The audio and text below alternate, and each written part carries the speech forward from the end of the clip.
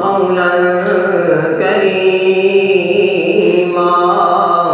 رب العالمین فرماتے ہیں دنیا کائنات کے لوگوں اپنے ماں باپ کے ساتھ اچھا سلوک کیا کرو، اپنے ماں باپ کے ساتھ پیار اور محبت سے پیش آیا کرو۔ نبی علیہ السلام کا زمانہ ہے، لوگ مسلمان ہو رہے ہیں، آ کر صحابیت کا رتبہ پا رہے ہیں۔ نبی علیہ السلام کے دور میں ایک نوجوان ایسا ہے، یمن کا رہنے والا ہے، قرن قبیلے کے ساتھ اس کا تعلق ہے، اسے اویس کرنی کے نام سے پکارا جاتا ہے، اسے اویس کرنی کہا جاتا ہے۔ نبی علیہ السلام فرماتے ہیں اے پیارے عمر رضی اللہ تعالیٰ عنہ، اگر تمہاری ملاقات اویس کرنی سے ہو جائے، وہ بڑا مستجاب الدعوات ہے، اسے دعا کروانا، اللہ اس کی دعا کبھی رد نہیں فرماتے۔ وہ جب بھی ہاتھ اٹھاتا ہے اللہ تعالیٰ اس کی دعا قبول فرماتے ہیں، اللہ تعالیٰ اس کو خالی ہاتھ نہیں لوٹاتے۔ نبی علیہ السلام فرماتے ہیں اے عمر، اس کا دل تو بڑا کرتا ہے میری زیارت آ کے کر لے، لیکن اسے ماں کی خدمت میں روکا ہوا ہے، وہ ماں کی خدمت کی وجہ سے صحابیت کا رتبہ نہیں پا رہا۔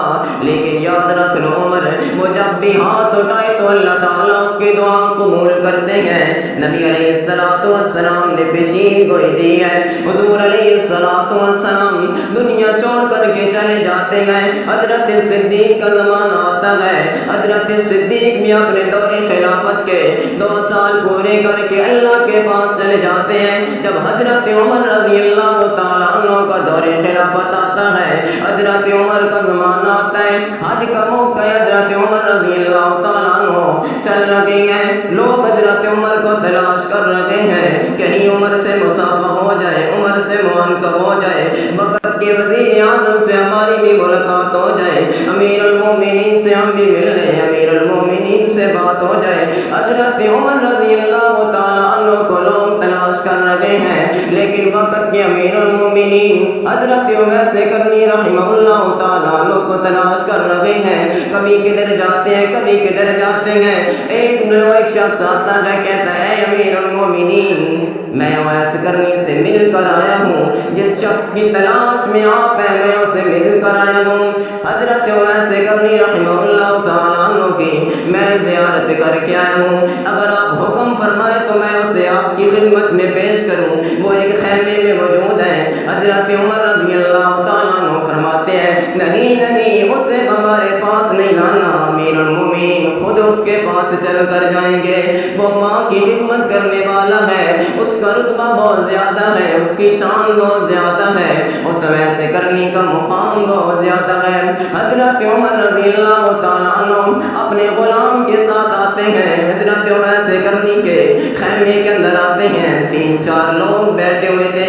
حضرت عمر رضی اللہ تعالیٰ عنہ کہتے ہیں تم میں سے اویس کرنی کون ہے؟ لوگ اشارہ کرتے ہیں یہ بکریوں کا چرواہا اویس کرنی ہے، یہ ماڑا انسان بیٹھا ہے اویس کرنی، ہماری بکریوں کا چرواہا غلام اویس کرنی ہے۔